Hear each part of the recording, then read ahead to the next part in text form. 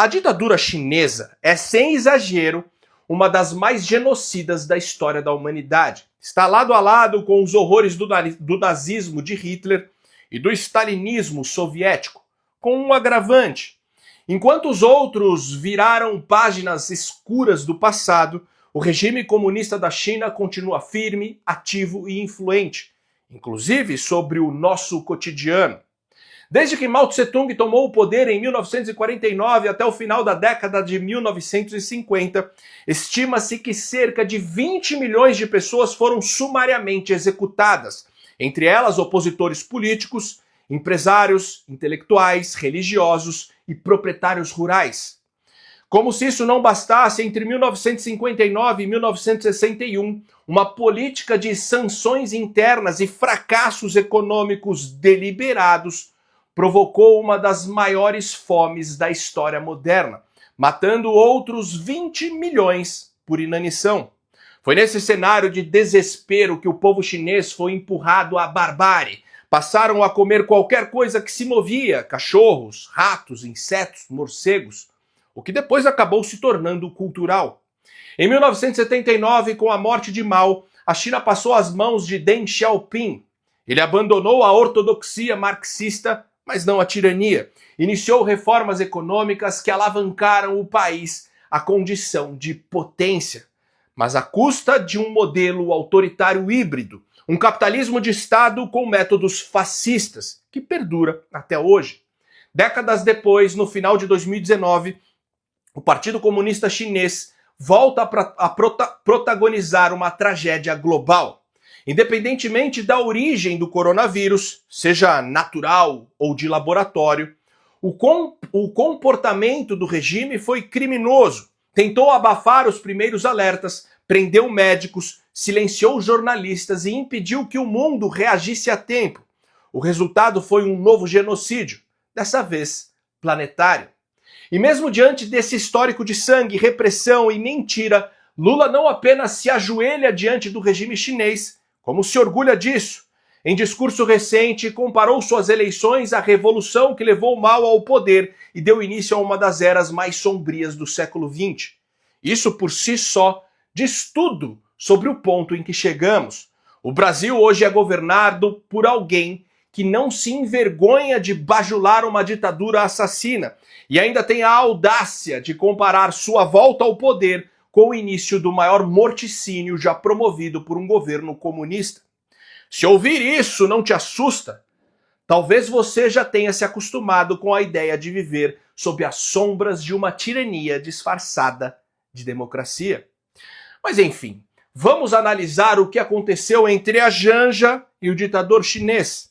Nem mesmo o braço oficial de comunicação do regime, a Globo, conseguiu passar pano para esse vexame.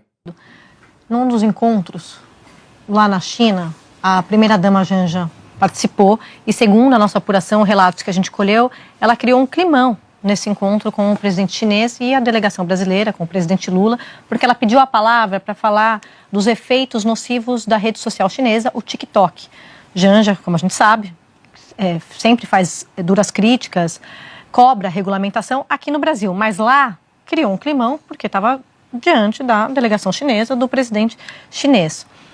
E aí, na nossa apuração, ela estava lá explicando que o algoritmo favorece a direita, a extrema-direita, preocupada com o avanço da extrema-direita, e ouviu do presidente chinês que o Brasil tem todo o direito, pode e deve regulamentar e, em último caso, até banir a plataforma. Bom, climão, constrangimento.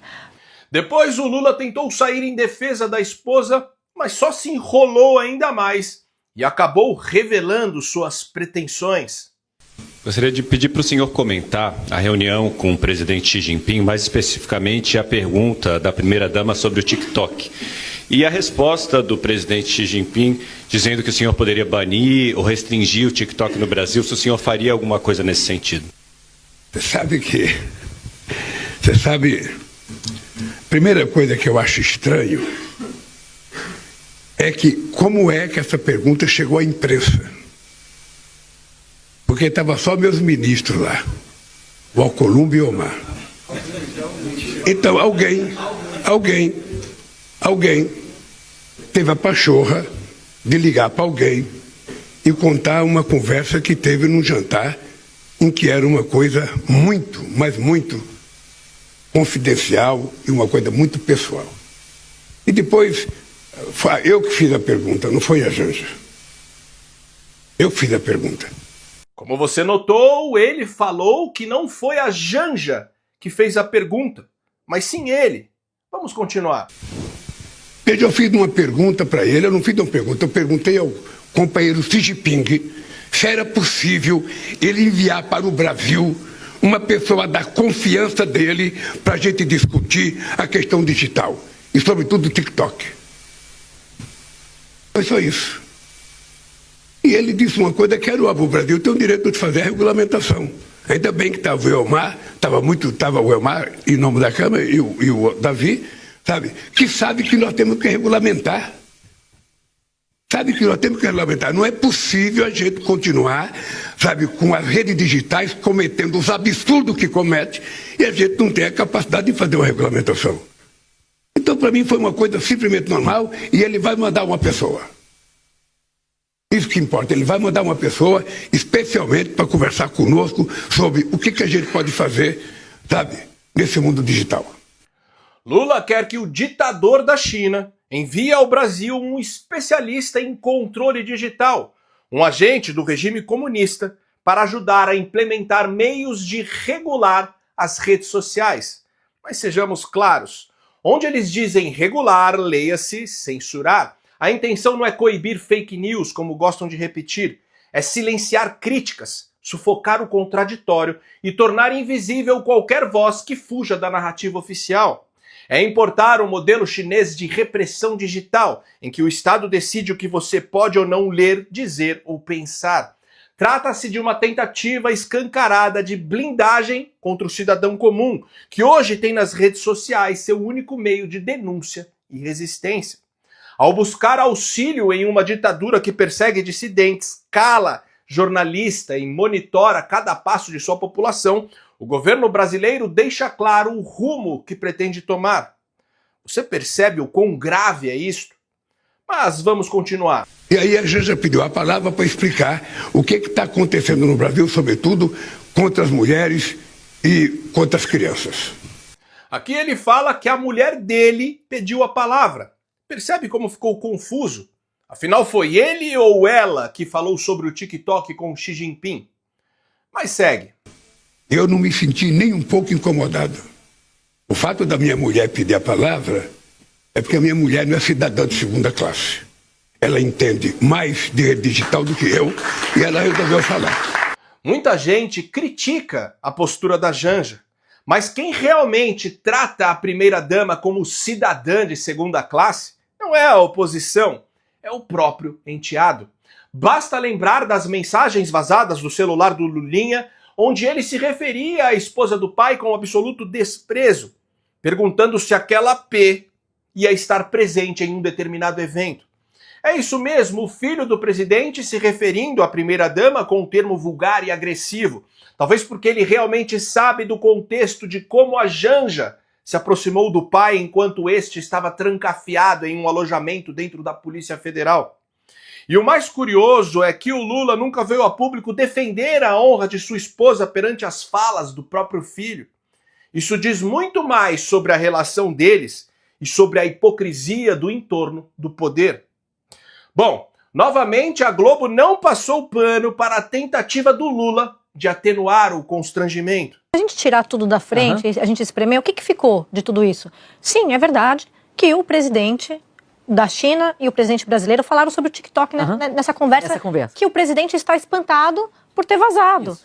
E a comitiva, os integrantes da comitiva estão espantados pelo fato de que a primeira-dama foi relatar e dizer que a extrema-direita é favorecida no TikTok e tal, e ouvir do presidente da China que, resolve dentro da sua casa, resolve a regulação, quer dizer, fazendo um chamamento para as autoridades brasileiras. Vocês precisam resolver as leis de vocês, aqui cuido eu. E a solução que ele deu é muito boa, né? Ó, aqui a gente não tem a meta. Pronto, está resolvido o caso. Bane o TikTok. Porque aqui, por isso o constrangimento, porque ouvir que, de fato, nós temos um problema. Os nossos políticos não estão interessados em resolver os limites da rede social. Como eu vi de um ministro do governo Lula hoje, eu acho muito curioso isso, porque assim, a gente faz isso há tanto tempo, e aí começa essa história de vazamento. Um ministro do governo Lula falou para mim assim, Sadi, se você tem um problema com um produto de uma empresa, você vai reclamar com a empresa ou com o país? Onde funciona a empresa? O ministro do governo Lula. Eu falei, o senhor está coberto de razão, é óbvio. Então, o que o presidente e a primeira-dama fizeram? Reclamaram com o presidente do país a respeito da plataforma. Achando normal que o presidente do país mande na plataforma. Esse é o problema também, né? Um dos problemas. Você discutir uma coisa teoricamente privada com o ditador do país. A verdade é que o governo Lula já acabou. Só esqueceram de avisar oficialmente. E um dos sinais mais claros de que o castelo está ruindo vem justamente de sua maior aliada, a Rede Globo. Quando até ela, que fatura milhões em verbas de propaganda estatal, começa a ter dificuldades em maquiar os escândalos e evitar manchetes constrangedoras, é porque a engrenagem já emperrou. Foi assim com a Dilma. Primeiro vieram as denúncias tímidas, depois os escândalos diários e, por fim, o desmoronamento completo. Agora a história se repete com um agravante. O rombo é ainda maior e o cinismo mais descarado. Basta olhar a reportagem recente sobre o desvio bilionário no INSS. Na Rússia, o presidente Lula disse que o esquema criminoso começou em 2019, no governo Bolsonaro. Uma quadrilha que foi criada em 2019. E vocês sabem quem governava o Brasil em 2019. A gente poderia ter feito um show de pirotecnia. Mas a gente não quer uma manchete de jornal. A gente quer apurar. A gente quer apurar e aquelas entidades que roubaram vão ter seus bens, sabe? Vão ter seus bens congelados. Nós vamos, desses bens, sabe, repatriar o dinheiro para que a gente possa pagar as pessoas. Segundo a Polícia Federal, a investigação tem indícios de que a fraude começou antes, mas os descontos nos benefícios do INSS explodiram e atingiram cifras bilionárias em 2023 e 2024, já no governo Lula. Em junho de 2023, as suspeitas foram relatadas ao então ministro da Previdência, Carlos Lupe, do PDT. Mas o governo só foi suspender os descontos agora, em abril, depois da operação da Polícia Federal. Lupe entregou o cargo ao presidente Lula no dia 2 de maio. Menos de um mês antes da operação contra o esquema, o então presidente do INSS, Alessandro Stefanuto, negou indícios de fraudes. Ele foi afastado pela justiça e demitido pelo governo. Quando o sistema começa a expor suas próprias vísceras, é sinal de que o mau cheiro ficou impossível de conter. Já não dá mais para disfarçar a podridão com manchetes encomendadas, nem com discursos pomposos ou promessas recicladas. E é justamente nesse cenário que o artífice da queda da Dilma, Michel Temer, que até ontem estava politicamente submerso, volta à superfície todo confiante, se oferecendo como o arquiteto de uma suposta direita limpinha. Limpinha não porque seja ética, mas porque é dócil, domesticada e inofensiva ao sistema. Sua proposta? Uma coalizão entre governadores e representantes da chamada direita permitida, aquela que usa terno alinhado, fala baixo e não incomoda os ministros do STF. O objetivo é claro, neutralizar o bolsonarismo, expurgar qualquer traço de resistência real e entregar a próxima eleição presidencial de 2026 a um nome palatável para o establishment. No fundo, é o sistema tentando fabricar uma oposição segura, controlada, que apenas finja ser alternativa enquanto garante que tudo continue exatamente como está. A pergunta que fica é: será que o povo vai cair nessa farsa mais uma vez?